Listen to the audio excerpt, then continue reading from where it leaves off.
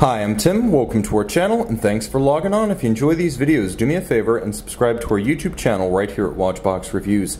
I would really appreciate it, and I promise to update daily. If you love this watch, you can see it, and you can purchase it on our website, thewatchbox.com. And today we're discussing the most fun you can have in a three-hand steel watch. This is the Rolex Oyster Perpetual 114200, the Oyster Perpetual 34 with olive green dial and orange accents. It's a handsome, modern-day heir to the legacy of the Rolex bubble back of the 1930s, 40s, and 50s, the original oyster case automatic Rolex watches, and this is their closest living ancestor. On my 16cm circumference wrist, the 34, which as you can see is more of a cushion case than a round case, wears quite easily. It's not a thick watch, it has a domed bezel, and thus with a thickness of 11.6mm slides easily underneath any cuff, including tight shirt sleeves. A compact watch across the wrist. If you measure the case, it's 41.8mm lug-to-lug. If you measure the solid end lengths of the Oyster bracelet, it's a still very manageable 43.6mm with a 19mm spacing between the lugs, and I do think it would look lovely on an aftermarket olive green strap. That said, the bracelet is a wonderful piece, and I feel bad for the first owner of this watch because he or she never bothered to truly enjoy it. This one still comes with a lot of its original packing stickers, and well, that proves that the watch is all virgin condition and wonderfully intact, but it can't be much fun to own a Rolex and not wear it.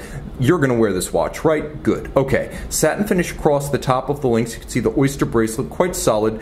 Polished facets on the outer facing, but that's it. On the underside, plenty of gaps to vent the wrist on a hot day and avoid pinching skin or pulling hair. And then you have a clasp that's handsomely polished inside with a lift lock trigger. So you can see how there's a beak and a hook system. It snaps shut and it stays shut. It's not a friction fit system. I can't pull it open. I have to disengage with the vertical trigger and then it pops open. It doesn't have Easy Link because this is the entry-level Rolex model, but you can see internally it does feature 3 divots in the clasp, so you can change the anchoring point of the bracelet in the clasp. You'll also note there are little tracks that run from the outside of the clasp into the divot to help guide the spring bar along. You need a strap tool to make that adjustment.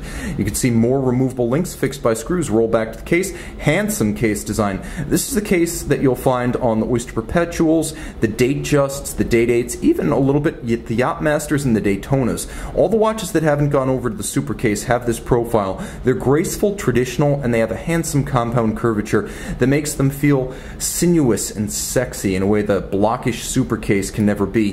There's a domed bezel, which I like because it does give the watch that little pot-bellied neo bubble-back look, and then there's a dial that was part of the class of 2015 when Rolex rolled out the current generation of the Oyster Perpetual and a broad range of colorful and charming dials. This is the olive green metallic, and you can see it's a sunburst texture with applique white gold indices, white gold hands, white gold Rolex coronet, white gold because it will never tarnish or oxidize, and then you have little indices outboard of the primary indices that are orange for a lovely contrast. So it is a orange, white, and green dial. Twin lock crown, screw down, 100 meters water resistant underneath the case back.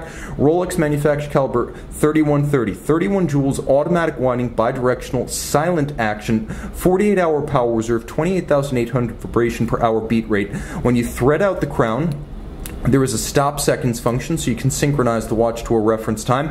It has a sports watch movement architecture, meaning a full balance bridge with a free sprung balance for shock resistance. It has a handmade Breguet overcoil hairspring that allows the watch to keep excellent time in any orientation with respect to gravity on your wrist or on your dresser at night, helping the watch to earn a COSC chronometer certification. But Rolex does not stop there, as it takes the COSC certified movement, cases it up, and then tests the entire assembled watch, that is the watch as you'll receive it, so that it runs no worse than -2 + 2 seconds per day. That is the new substantive basis for the term superlative chronometer on the dial. Finally, Rolex uses a highly anti-magnetic blue oxidized niobium zirconium alloy in the hairspring that makes the watch largely resistant to magnetic fields, as that is the same alloy used in the famous IWC Ingenieur 500,000 ampere per meter.